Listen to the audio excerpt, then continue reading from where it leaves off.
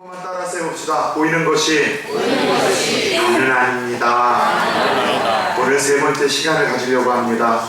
우리 사진 한 장 좀 한번 띄워주시겠어요?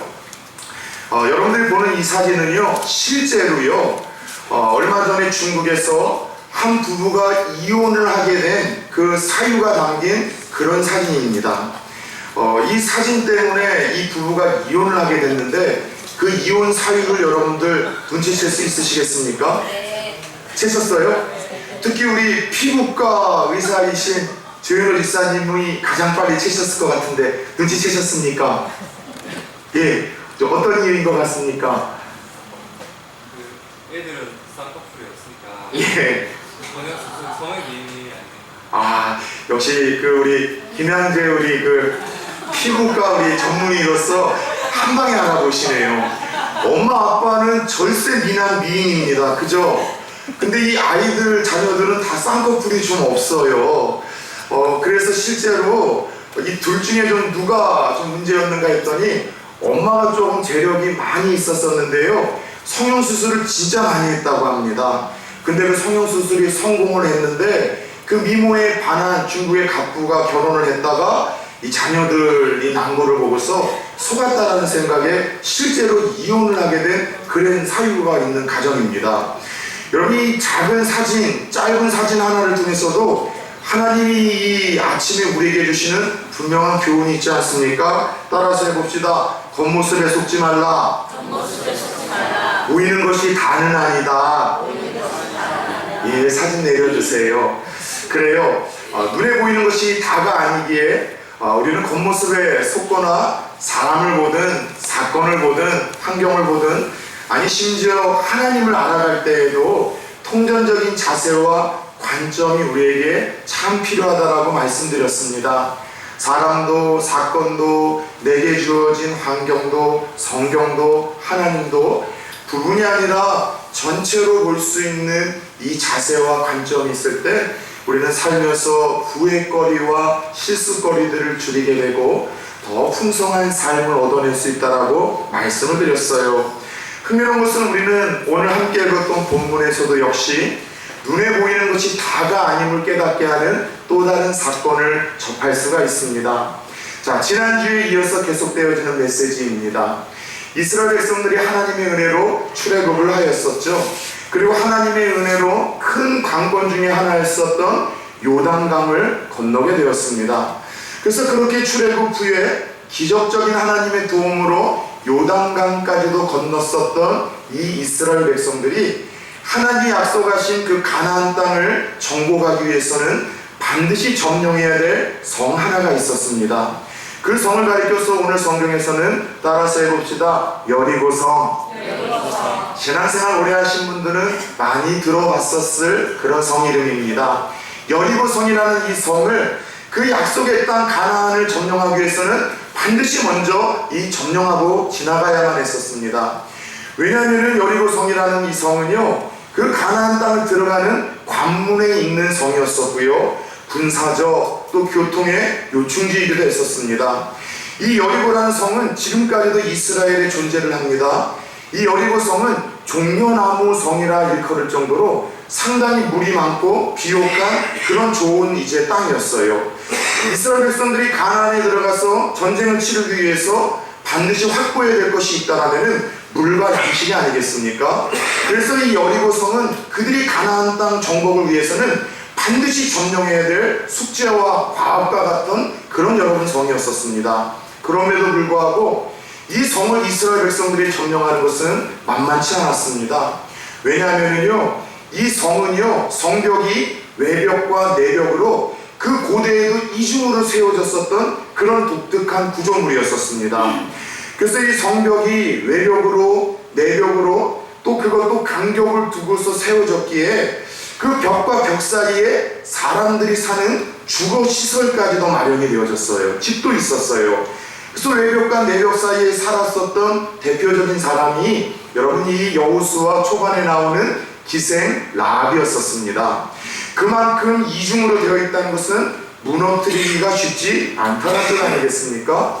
게다가 깎아지른 듯한 절벽 위에 산 위에 이 성이 세워졌기 때문에 천연의 요새였었습니다. 그리고 얼마 전에 이스라엘 백성들이 하나님의 기적적인 방법으로 요단강을 마른 땅 건너듯이 건넜다는 것이 이미 가나안 땅의 소문이 다 나버렸어요. 그 말도 안 되는 기적이 일어났으니 다 듣고 있지 않았겠습니까?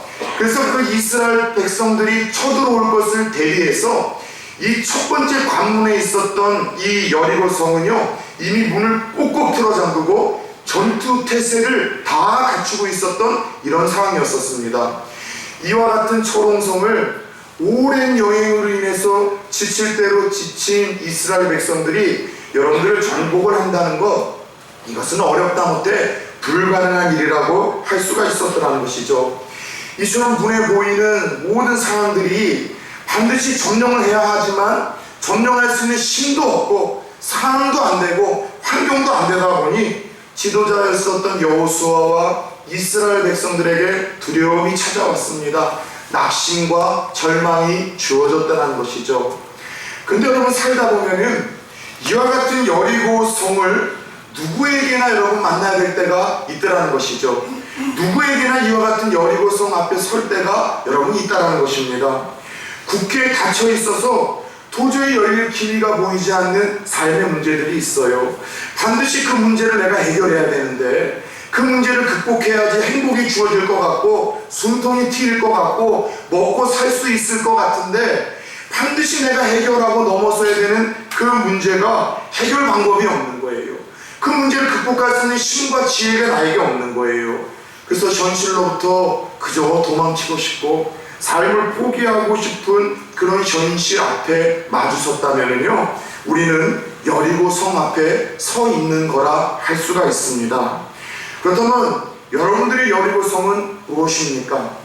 바라기는 오늘 이스라엘 백성들을 두렵게 만들고 낙심케 했었던 그 여리고 성이라 할지라도 하나님의 은혜로 무너졌던 것처럼 저와 여러분들을 두렵게 만들고 불안하게 만들고 낙심케 하는 그 여리고 성이 무엇이든지 간에 하나님의 말씀으로 말미암아 하나님의 도우심으로 말미암아 여러분 앞에서 무너지는 동일한 역사가 일어날 수 있기를 예수 그리스도의 이름으로 축원합니다. 그렇다면 오늘 두려움과 좌절을 주던 여리고 성 앞에서 두려워하던 이스라엘 백성들을 향한 하나님의 처방은 무엇이었을까요?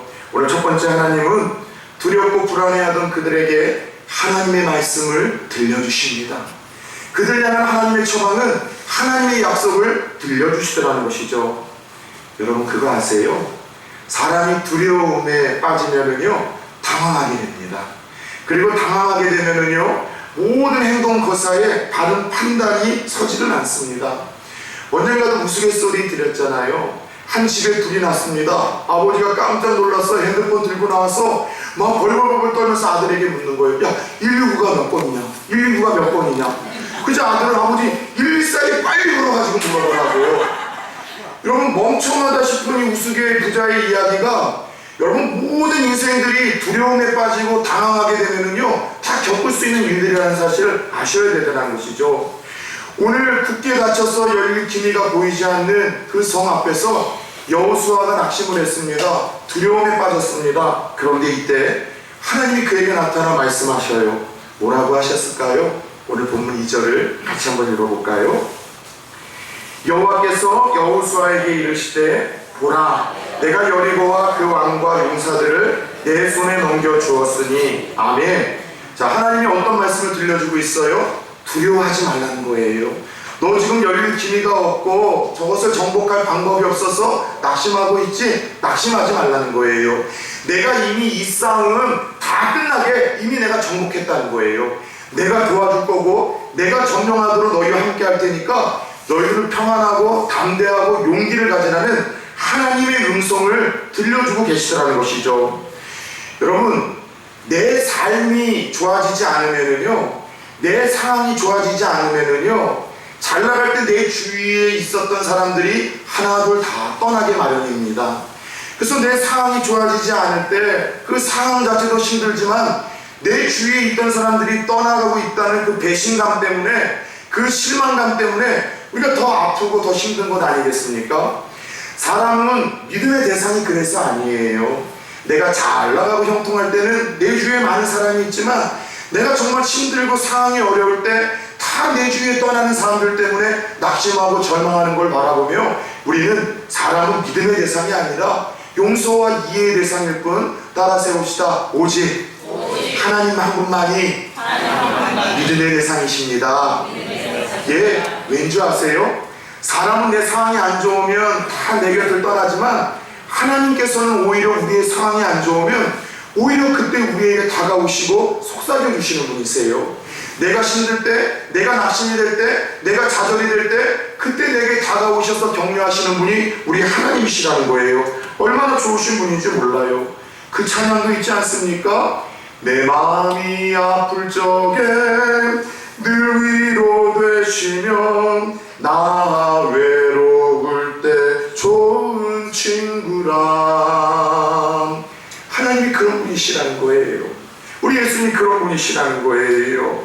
오늘 여러분들 이 두려운 상황과 절망의 상황에서 낙심하고 있을 이 여호수아와 이스라엘 백성들에게 그때 다가오셔서 말씀으로 위로하시고 말씀으로 용기를 주시고 말씀으로 도전을 주신 이 좋으신 하나님이 오늘 저와 여러분을 이 자리로 이끄신 그 동일한 아버지 하나님이신 줄 깨달으셨으면 좋겠어요. 혹시 우리 가운데 여리고성 앞에 서 있는 성도님들이 있습니까? 지금 이 문제 해결이 돼야 되는데 이 상황이 지금 극복이 돼야 되는데 앞뒤를 보더라도 지혜가 없고 힘이 없고 방법이 없어서 두렵고 절망스럽고 포기하고 싶은 그런 분들이 계시다면 바로 이때가 하나님의 말씀을 들어야 될 때인 줄 믿으시기 바랍니다. 바로 그 순간이 하나님의 약속을 들어야 될 때예요. 하나님의 말씀은 우리의 심령을 위로합니다. 하나님의 말씀은 우리의 심령에 살 소망을 줍니다. 하나님의 말씀은요, 상한 내 심령을 치료하는 능력이 있고 하나님의 말씀은 죄의 유혹과 악한 영들의 공격 속에서 나를 버텨내게 만들고 이겨내도록 나를 강하게 하는 힘이 있습니다. 하나님의 말씀은 우리를 예수님 닮아 변화시키도록 그 은혜를 주십니다. 하나님의 말씀은 우리의 믿음을 성숙시키십니다. 로마서 10장 17절에서의 약속처럼 믿음은 들음에 선하며 들음은 그리스도의 말씀으로 말미암는다라 말씀하시며 이 하나님의 말씀이 우리를 강하게 만들고 하나님의 말씀이 우리를 위로하고 하나님의 말씀이 우리를 치료하고 하나님의 말씀이 우리를 살려낸다는 사실을 하나님 우리에게 깨닫게 하시더라는 것이죠. 그래서 우리가 두려울 때마다 낙심이 될 때마다 그때마다 더욱더 가까이 다가오셔서 말씀으로 살려주기를 원하시는 분이 우리 하나님이신데 문제가 무엇이냐? 이 사실을 우리의 원수 대적 마귀도 귀신처럼 알아낸다는 거예요. 말씀을 들으면 성도가 살아난다는 것, 말씀을 들으면 성도가 변화가 되어진다는 것, 말씀을 들으면 상한 성도의 그 심령이 살 소망이 생기고 치료가 된다는 것, 말씀을 들으면 그가 세상을 이길 능력을 갖는다는 것, 말씀을 들으면 그가 하나님이 어떤 분인지 더 깊게 알아간다는 것, 변화된다는 것을 귀신처럼 알기 때문에 우리의 대적마귀가 하는 일들 중에 하나가 뭐냐? 어떻게 해서라도 이 말씀을 못 듣게 하는 거예요. 말씀이 안 들리게 하는 거예요. 목사로서 제일 안타까울 때가 있어요. 기도하며 말씀을 준비할 때마다 의도치 않았는데 떠오르게 하는 성도님들이 있어요. 책만 하려고 하는 말씀이 아니라 정말 힘들어하는 성도들, 정말 낙심하는 성도들, 하나님 말씀을 통해서 그 성도들을 위로하시려고 하는 거구나, 격려하시려고 하는구나, 그 성도를 살려내시려고 하는구나, 여전히 그 성도를 사랑하신다는 하나님의 음성을 들려주신다는 감동이 있는 거예요. 그런데 안타까운 건 뭐냐? 그 성도들이 항상 그 말씀을 못 듣는 거예요. 기가 막혀요. 한두 번이 아니라 매번 그래요. 왜요? 내가 말씀을 못 듣게 하는 거, 말씀을 듣는 자리에서 떠나게 하는 거, 십중팔구 악한 영들의 여러분, 이것은 공격이고 방해라는 것이에요. 따라서 우리는 늘 기도해야 됩니다. 하나님, 어려울수록 두려울수록 하나님 말씀 앞에 서게 하여 주시옵소서. 하나님 말씀을 내가 듣게 하여 주시옵소서. 하나님 말씀을 내게 들려주세요. 내게 말씀을 듣지 못하게 하는 모든 이 방해물들이, 장애물들이 예수의 이름으로 떠나가게 하여 주시옵소서. 그래요. 오늘 두려움에 떨던 여호수아와 이스라엘 백성들에게 성을 정복하기 위해 하나님 주신 첫 번째 처방은 말씀을 들려주신 것이었습니다. 하나님의 음성을 들려주시는 것이었습니다. 하나님의 약속을 들려주시는 것이었습니다. 오늘 각자 여리고성 앞에 서셔서 하나님 은혜 아니고서는 살 수 없다고 홍나오신 분들이 있다면 앞에 서 있는 목사도 그 마음을 몰라요. 그러나 여러분의 상황을 아시는 그 하나님께서 그 모든 여러분의 그 난관과 천홍성을 넘어설 수 있는 그 은혜와 힘과 능력을 오늘 말씀을 통해서, 살아있는 그 말씀을 통해서, 좌우에 날서는 그 말씀을 통해서, 혼과 영과 간절과 찔러 쪼개는 그 생명 있는 이 말씀을 통해서 여러분들에게 들려지는 역사가 있는 귀한 예배가 되어지기를 예수 이름으로 축원합니다. 두 번째, 그들 앞에 하나님이 주신 처방은 하나님의 말씀에 순종케 하십니다. 하나님의 방법으로 싸우게 하시더라는 것이죠. 자, 하나님께서 위로하시고 격려하시고 용기를 주신 후에 이제 그 여리고성을 함락시킬 수 있는 공격 작전을 친히 브리핑을 하십니다. 그런데 하나님이 일러주시는 그 방법이 상당히 조잡스러워요. 되게 황당합니다. 성병을 붙을 무기를 준비하라, 혹은 특공대를 조직하라, 이런 상식적인 명령을 내리셔야 되는데 그저 성을 돌래요. 지금 소풍 나온 것도 아니고 전쟁 치러야 되는 이스라엘 백성들에게 하나님이 고작 주시는 그 작전 브리핑이 뭐라고요? 돌래요. 조금 더 구체적으로 들어볼까요? 조금 행렬을 갖추려고 합니다. 첫 번째는 무장한 선발대가 서고, 두 번째는 양각 나팔을 든 이 7명의 제사장들이 쓰고, 그 뒤에 세 번째로는 하나님의 법궤, 하나님을 상징하는 이 법궤를 맨 제사장들이 서고, 그 뒤에 모든 군사와 백성들이 줄을 서서 6일 동안 성을 한 바퀴씩 돌래요. 제가 가보니까 여리고성이 그렇게 크지 않아요. 한 2시간, 3시간 정도만 다 돌 그 성인데 하루에 딱 한 바퀴씩만 6일 동안은 돌고, 마지막 7일째에는 7바퀴를 돌고 야! 하고 이렇게 외치네요. 깜짝 놀란 몇 분들이 왜 이렇게 고소하고 목사가 그러면 안 되는데 제가 심보가 좀 나빠서 그런가 봐요. 네, 그렇게 소리치면 무너진대요. 여러분 조잡스럽지 않아요?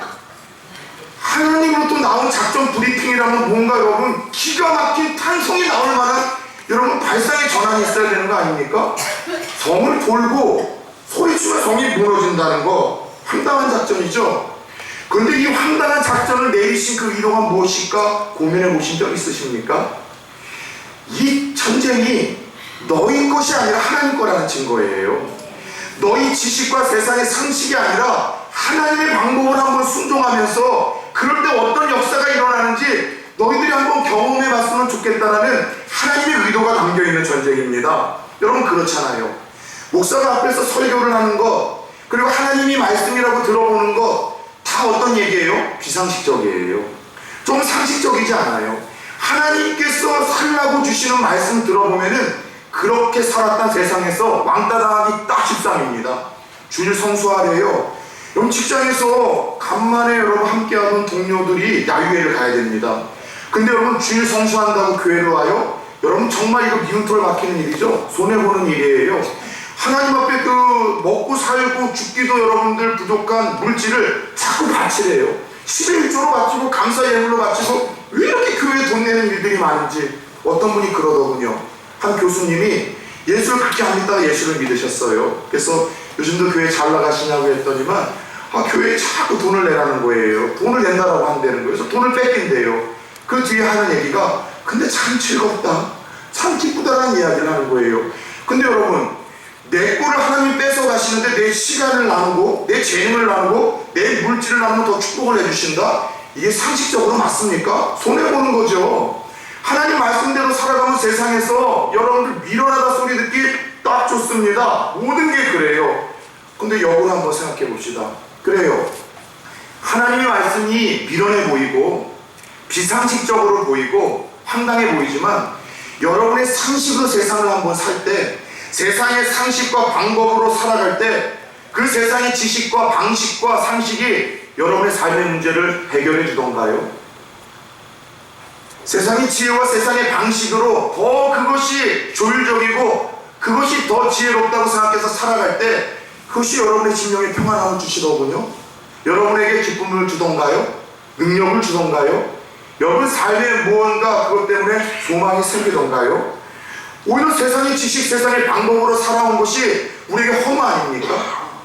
뭔가 너무 불안감 아닙니까? 절망감 아닙니까? 오히려 상식적이지 않아 보이는 하나님의 방법, 하나님의 말씀에 순종할 때 여러분들 좁은 길을 걸어가면서도 기쁨을 주시는 하나님의 은혜가 있지 않냐는 것이죠. 분명히 세상에서는 손해보는 것 같은데 하나님이 주시는 평안함이 있지 않냐는 것이죠. 내가 순종하며 걸어갈 때 비로소 거기서 살아계신 하나님이 정말 살아계시다는 것과 그분의 말씀대로 순종하는 자들에게 말씀대로 역사하신다는 것을 경험하는 그 시간이 그 미련한 방법에 순종하는 그때 아니냐는 것입니다, 여러분. 근데 오늘 이 여호수아는요, 이 황당한 하나님의 작전에 이해할 수 없는 명령 하나를 더 얹혀서 백성들에게 들려주고 있습니다. 어떤 황당한 명령 하나를 더 얹혀 들려주고 있는지 10절을 보십시오. 제가 읽어드릴게요. 여호수아가 백성에게 명령하여 이르되 너희는 외치지 말며 너희 음성을 들리게 하지 말며 너희 입에서 아무 말도 내지 말라.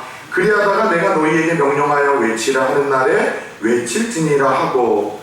자, 황당한 작전 때문에도 혼란스러운데 또 하나 얹혀 던져준 명령이 뭐예요? 빨간 걸로 제가 체크를 했죠. 외치지 말래요. 아무 음성도 내지 말래요. 입에서 아무 말도 하지 말래요. 한마디로 잠잠하라는 겁니다. 침묵에 대한 명령을 여러분 3번이나 반복하고 강조하셔서 들려주고 있어요. 침묵을 명령하신 데에는 2가지 의미가 있습니다. 소극적인 의미에서는요, 입 조심하라는 거예요. 입만 열면 원망하고 불평하는데 하지 말라는 거예요. 우리 어제 두드림 특세에 나오신 분들은 들었죠? 오늘 한국교회에 여러분 원불교인들이 많다는 얘기 기억나십니까? 원불교인이 한국교회에 진짜 많아요. 원불교인이 뭐냐? 원망하고 불평하고 교만해서 하나님의 뜻을 거스르려고 하는 그 원불교인들이 한국교회에 그렇게 많다는 이야기를 한 목사님이 하더군요. 만약 이스라엘 백성들에게 하나님이 성을 돌라는 명령과 함께 침묵을 명령하지 않으셨다면 어떤 일들이 일어날지 자명하지 않습니까? 그동안 이스라엘 백성들의 모습을 살펴보면요, 또 원망 불평했을 거예요. 아, 또 도네. 오늘도 돌아야 돼? 이러다가 진짜 돌아버리겠다. 돈다고 역사가 일어나느냐? 이게 얼마나 멍청한 방법이야. 이런 불신앙적이고 부정적인 분위기가 이스라엘 공동체 안에 확산이 됐을 거예요. 그리고 또 모세에게 반항하고 하나님에게 대적했다가 그렇게 이전에도 앞서 수번을 죽었는데 또 그와 같은 일들이 반복이 될 겁니다. 그래서 이와 같은 일이 반복이 될까봐 침묵의 명령으로 배려하시는 하나님의 마음을 소극적인 의미에서 우리가 담아내야 돼요. 2번째 적극적인 의미에서는요, 이 뜻은요, 하나님 묵상하고 기도하라는 거예요. 원망하고 불평하고 그렇게 나갈 것이 아니라 하나님이 어떤 분인지 묵상하라는 거예요. 왜 이런 명령을 주셨을까 묵상을 하라는 거예요. 말도 안 되는 방법으로 이 애굽의 10가지 재앙을 내리시고 기적적으로 종살이하던 우리를 건져주신 그 하나님, 말도 안 되는 방법으로 홍해를 가르쳐서 그 바다를 건너게 하신 그 하나님, 나를 괴롭히던 그 적들을 바다에 수장시켰던 그 위대하신 하나님, 배고프다 이야기할 때마다 먹을 것을 내려주시고 목마르다 이야기할 때마다 마실 것을 허락해 주셨고 홍해의 강 앞에서는 그 요단강 앞에서는 그 강물을 가르시어 건너게 하신 그 하나님을 묵상하라는 거예요. 아, 하나님이 과거에도 도우셨지.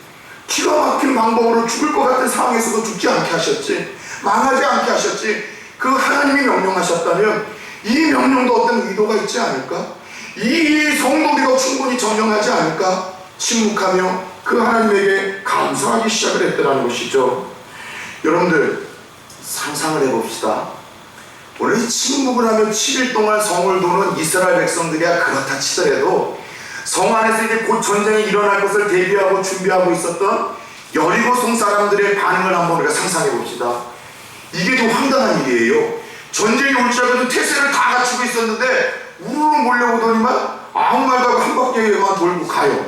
저것들이 뭔 꼴이지? 그 다음날도 준비를 했더니 우르르 몰려오더니만 한 바퀴만 돌고 가요. 저게 무슨 작전이지? 셋째 날에도 우르르 몰려오더니 한 바퀴만 돌고 가요. 그러다가 불안해지는 거예요. 이게 도대체 무슨 작전? 저것도 미친 건가? 또 그 다음날도 또 한 바퀴 돌고 가요. 아마 위에서 침을 뱉고 저것들 미친 거 맞다라고 돌을 던졌을 겁니다. 너희들 미친 거 아니냐고. 여러분, 그 이야기가 들려질 때 이스라엘 백성들이 뭐라고 반응해요? 침묵하라는 거예요. 전쟁에서는요, 기싸움이 여러분들 승부를 가릅니다. 그래서 전쟁할 때 싸울 때도 옛날에 욕을 얼마나 많이 해요. 그죠? 싸우기 전에 막 욕만 하다가 끝나는 경우들이 많아서 싸울 때 여러분 이 기싸움이 너무나 중요한데 지금 기싸움에서 지금 밀리고 들어가는 거예요. 근데 여러분, 이와 같은 일들이 우리가 살아가는 삶에도 벌어지고 있지 않아요? 이스라엘 백성들이 말도 안 되는 하나님 명령에 순종해서 살아갈 때 막 성 안에 있는 여리고 성 사람들이 조롱합니다. 비방합니다. 미쳤다고 이야기를 합니다. 근데 오늘날에도 말도 안 되는 손해보는 것 같고 죽을 것 같고 망할 것 같은 그 비상식적인 하나님의 말씀을 주일날 선포될 때마다 듣고 하나님의 말씀으로 삶에서 순종하는 소수의 크리스찬들이 지금 이 시대에도 있어요. 그런데 그렇게 말씀 붙들고 말씀의 원리를 가지고 학교에서 살아가면 어떻습니까? 직장에서 살아가면 어떻습니까? 세상에서 살아가면 세상 사람들이 손뼉을 쳐주면서 여러분 칭찬하더군요. 야, 꼭 그렇게 믿어야 되냐? 너 꼭 강신자 같아.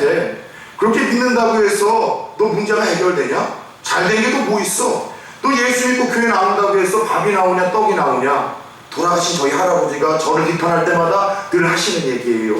아니, 그 양반이 살아계셨다면 저는 지금은 당당하게 얘기할 텐데, 할아버지 교회 나오면 밥도 주고 떡도 주고 저희 교회는 가끔가다 국수도 줍니다.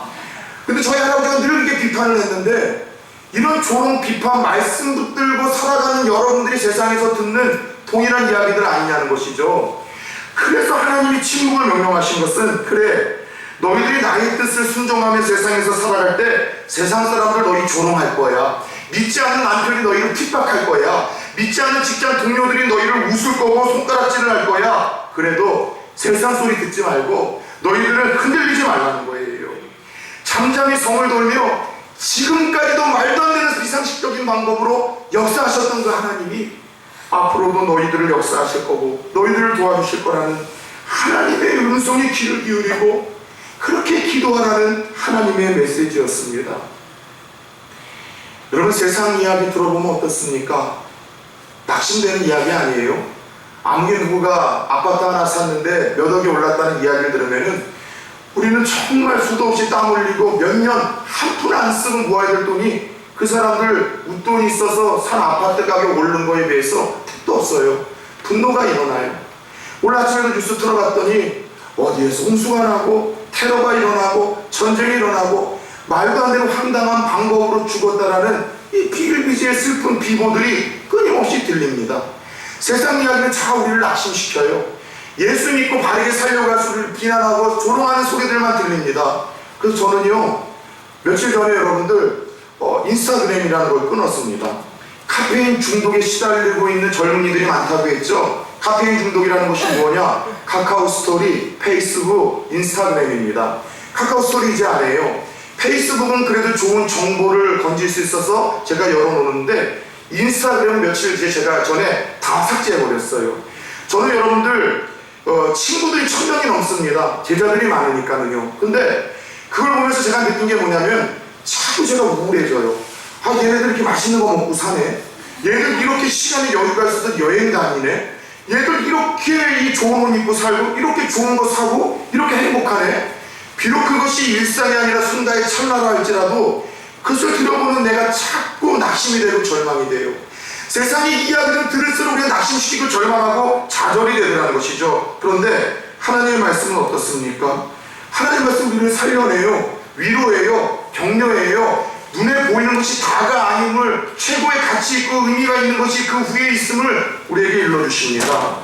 하나님의 말씀을 묵상하면 힘이 생길 뿐만이 아니라 내가 가지고 있는 문제보다도 하나님이 더 크다는 것을 깨닫기 시작합니다. 그리고 크신 하나님을 의지하며 기도할 때 그 하나님 믿음대로 우리를 위해서 역사하시고 기적을 나타내실 때가 얼마나 많은지 모르겠어요. 사랑하는 여러분, 우리 가운데 여리고 성 앞에 서신 분들이 있습니까? 하나님의 말씀을 들으십시오. 더 나아가 그 말씀대로 그것이 미련해 보이고 망한 것 같고 죽는 것 같다 할지라도 원망하지 않고 불평하지 않고 묵상하며 하나님의 방법으로 싸우십시오. 기도함으로 여러분들 버텨내십시오. 이겨내십시오. 그럴 때 여러분 앞에 있는 성들이 무너지는 또 다른 여리고성을 무너뜨리는 주인공들이 될 수 있을 줄 믿으시기 바랍니다. 끝으로 두려움과 절망 가운데 있는 그들을 하나님께서 어떻게 처방하셨는가 하면 때가 되면은 믿음으로 역사하니 조금만 지속하라 격려하셨습니다. 영적인 근성, 지속성을 가지고 포기하지 말 것을 그들에게 격려하셨어요. 전쟁이 일어났는데 한 아주머니가 이번 전쟁은 한 달 만에 끝날 거라고 막 호들갑을 떨고 다니는 거예요. 수많은 사람들이 도대체 뭔 확신으로 한 달 만에 전쟁이 끝날 거라고 호들갑을 떨고 호언장담하냐고 했더니 내 아들이 참전을 했다는 거예요. 그러면서 하는 말이 그놈은 어떤 일이든 한 달 이상 한 걸을 못 봤다고. 네. 말도 안 되는 썰렁한 이야기지만 오늘날 어떤 일이든 지속성을 갖지 못하고 인내하지 못하는 젊은이들과 오늘 이 시대의 현대인들을 꼬집는 풍자하는 그런 이야기 아닙니까? 여러분들 안 되는 이들의 공통점이 있어요. 어떤 일이든 신앙이든 다이어트든 공부이든 도전이든 안 되는 이들의 공통점이 뭐냐? 쉽게 포기한다는 거예요. 한두 번 해보고 징조와 기미가 없으면 그냥 포기해버립니다. 근성이 없어요. 지속성이 없습니다. 여름 되면서 다이어트 하시는 분들이 많죠. 근데 여러분 그 성공을 하던가요? 안 돼요. 힘드니까 그냥 그 중간에 끊어요. 운동하시는 분들 있죠? 힘드니까 끝내요. 근데 여러분 그거 아세요? 다이어트든 운동이든 너무 힘들어서 숨이 턱 밑에까지 차올라 죽을 것 같을 때 바로 그때가 우리 지방을 태우는 키핑 포인트가 되고 바로 그때가 살이 빠지고 바로 그때가 우리에게 근육이 붙는 티핑 포인트라는 거예요. 포기하고 싶을 정도로 너무 고통스러울 때, 죽을 것 같을 때, 쓰러질 때 그때 한 번 더 하는 그 역기드는 것이 근육으로 붙고 뛰는 것이 우리 뱃살로 빠지고 다이어트가 되고 운동이 된다는 거예요. 그런데 영적인 세계에서도 똑같은 원리가 적용이 되어져요. 무슨 말이냐? 하나님이 축복하시기 전에, 하나님이 내 기도에 응답하시기 전에 내게 은혜를 베푸실 그때가 가장 견디기 힘든 거예요. 가장 암울해 보이고 가장 어두워 보이는 법입니다. 여러분 저는 특별히 그런 경험을 많이 했는데 특별히 성도님들 중에 믿지 않는 가족들을 위해서 눈물로 기도하시는 분들이 많아요. 그리고 그렇게 기도를 했는데 어느 날 남편이 더 강팍해져서 그 자녀들이 더 강팍해지고 그렇게 핍박을 해서 낙심이 돼서 오시는 분들이 있어요. 전 그럴 때마다 할렐루야 합니다. 그동안 제 목회 경험으로 이해하면요 이게 그래요. 마귀들도 그들의 마지막 날이 가까웠음을 알고 더 활개를 치는 것처럼 똑같아요. 누군가 내가 기도하던 그 기도 대상자들이 예수를 믿기 전에 그때가 제일 여러분들이 핍박을 하고 제일 반감을 크게 드러내는 때입니다. 바로 그때가 예수 믿기 직전에 다가왔다는 거예요. 그런데 어떤 이 구원을 위해서 기도하는 영역만이 아니라 모든 영역이 똑같아요. 운동과 다이어트 얘기를 했듯이 내 삶이 가장 힘들고 어려워지는 그 순간이 하나님의 축복이 나타나고 기도 응답이 주어지고 역사가 일어나기 바로 직전이 제일 암울하고 제일 어둡고 보이는 것이 없어서 포기하고 싶은 유혹이 제일 클 때라는 것입니다. 여러분들 티핑 포인트라고 들어보셨습니까? 티핑 포인트. 이게 어떤 극적인 사건이나 변화가 일어나기 바로 그 직전의 순간을 티핑 포인트라고 이야기를 합니다. 네이버 사전에서는 이렇게 이야기를 하고 있습니다. 어떤 큰 변화와 큰 역사가 일어나기 바로 직전의 시점, 이게 티핑 포인트라는 거예요. 예를 들면 99도의 물과 100도의 물은 1도 차이지만 질적인 차이가 있습니다. 그런데 99도까지도 아무런 반응을 보이지 않던 물이 단 1도가 올라가면서 끓는 변화를 일으키는 이 포인트가 티핑 포인트예요. 물이 가득 찬 컵에 한 방울, 두 방울 물을 붓더라도 표면 장력을 인해서 쉽게 안 흘러내립니다. 그러나 안 흘러내리던 그 물방울이 모이고 모여서 드디어 밖으로 흘러내리는 그 순간, 이게 티핑 포인트라는 것이죠. 나뭇가지에 작은 눈송이 하나가 쌓이고 쌓이고 쌓이고 쌓이고 쌓이고 쌓여서 그 오랜 세월을 버텨낸 나뭇가지를 뚝 하고 부러뜨리는 그 순간, 이게 티핑 포인트예요. 근데 여러분 분명한 사실은 오늘 여리고 성이 무너진 이 사건도, 이 기적도 일종의 영적 티핑 포인트라는 거 알고 계십니까? 이 성벽은 서서히 무너진 것이 아니라 기미와 징조가 없다가 약속하신 때가 되자 한 방에 무너졌다는 사실을 믿으시기 바랍니다.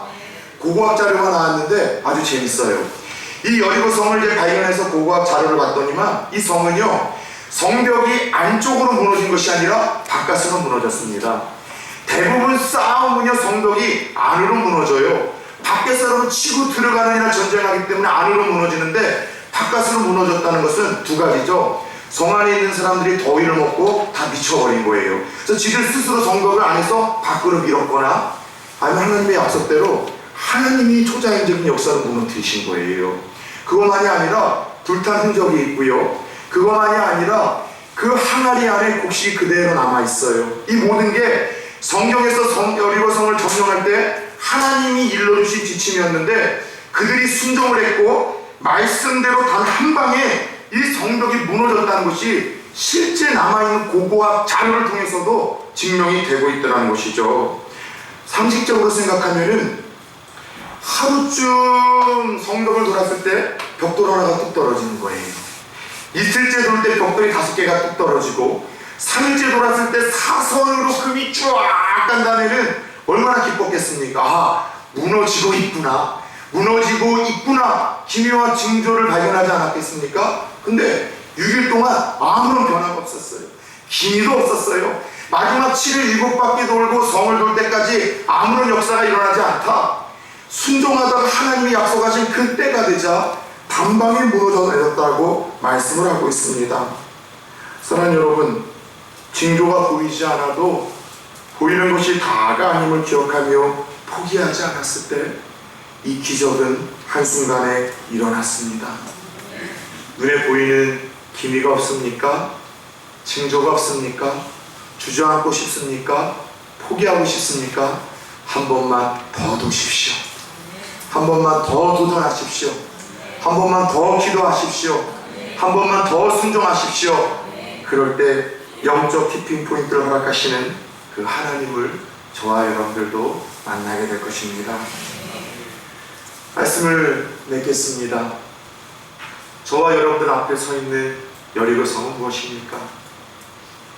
결혼의 문제예요? 취업의 문제입니까? 직장 문제입니까? 믿지 않는 자녀들, 혹은 새로운 도전, 부부 문제, 건강의 문제입니까? 그 성 앞에서 하나님의 말씀을 들읍시다.